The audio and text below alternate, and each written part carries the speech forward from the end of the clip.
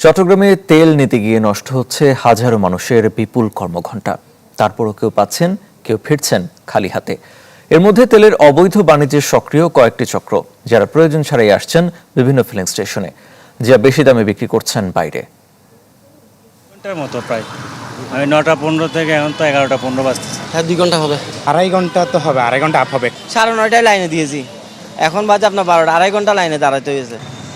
চট্টগ্রামে জ্বালানি তেলের পেছনে কতটা অপেক্ষা তাই জানাচ্ছিলেন এই মানুষগুলো। আপনারা কতক্ষণ ধরে লাইনে অপেক্ষা করছেন একটু কি বলবেন? আমরা প্রায় 2 ঘন্টা প্লাস। ঘন্টার পর ঘন্টা লাইনে দাঁড়িয়ে কখনো জ্বালানি তেল মেলে, কখনো মেলে না। রাইডার থেকে কর্মজীবী, মহামূল্যবান হয়ে ওঠা এই তেল নিতে শত শত মানুষের থমকে যাচ্ছে হাজার হাজার শ্রমঘণ্টা। এই তেল নেওয়ার জন্য আমি যে আজকে অফিসে যাই না, রীতিমতো অফিসে যাই না। পরশুদিন এখানে গেট পর্যন্ত আসে বন্ধ করে দিয়েছে, নিচের থেকে উপর আসছি, নিচে এখানে আসে বন্ধ করে দিয়েছে।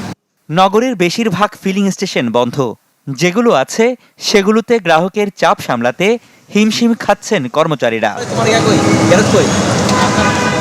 মানুষের হাহাকার যখন চরমে, তখন জ্বালানি নিয়ে অবৈধ বাণিজ্যে সক্রিয় কয়েকটি চক্র। এমনই একটি চক্রের 2 সদস্য ধরা পড়ে চ্যানেল 24-এর ক্যামেরায়, যারা প্রয়োজন ছাড়াই সংগ্রহ করছে জ্বালানি তেল। গ্যারেজের মোটরসাইকেলের ট্যাঙ্ক ভর্তি করে বেশি দামে বাইরে বিক্রির আশায় তেল নিচ্ছিল তারা। কদিন পর আসছো? এটা কি তোমার গাড়ি? এটা না, এটা গাড়ি, এটা কার গাড়ি? এটা সদরের। ওই একটা গাড়ি নিয়ে প্রতিদিন আসে তেলের জন্য। আমার গাড়ি থেকে তেল থেকে গাড়ি থেকে বের করে দিই এতটুকু। বাইরে কত টাকা করে বিক্রি করবে? 150 টাকা।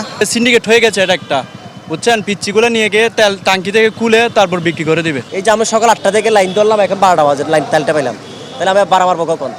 ওরা 4-5টা গাড়ি এসে টাঙ্কি থেকে তেল নিয়ে দোকানে গিয়ে এটা আবার আনলোড করে আবার এখানে লাইন আসছে। সরকার বলছে তেলের সংকট নেই, অথচ মিলছে না ভোক্তা পর্যায়ে। তাই সংকট বা অবৈধ বাণিজ্যে জড়িতদের খোঁজার কথা বলছে প্রশাসন। যারা মোটর বাইকে তেল নিচ্ছে, অনেকেই, সবাই না, অনেকেই কি করছে যে তারা মনে করছে যে তেল হয়তো আগামীকালকে পাওয়া যাবে না, কিন্তু আমরা আশ্বস্ত করতে চাই আমাদের কাছে প্রচুর পরিমাণে তেলের মজুদ রয়েছে। তারা এই মোটর বাইকে করে তেল নিয়ে আবার দেখা যায় যে ওই মোটর বাইকই আবার পরের দিনই বা ওই তেল শেষ হওয়ার আগে আবার তেল নিতে আসছে। চট্টগ্রামে ফিলিং স্টেশন আছে 137টি, যাতে দৈনিক অকটেনের চাহিদা 150 থেকে 250 টন, ডিজেলের চাহিদা 2.5 থেকে 3,500 টন। রনি দত্ত, চ্যানেল 24, চট্টগ্রাম।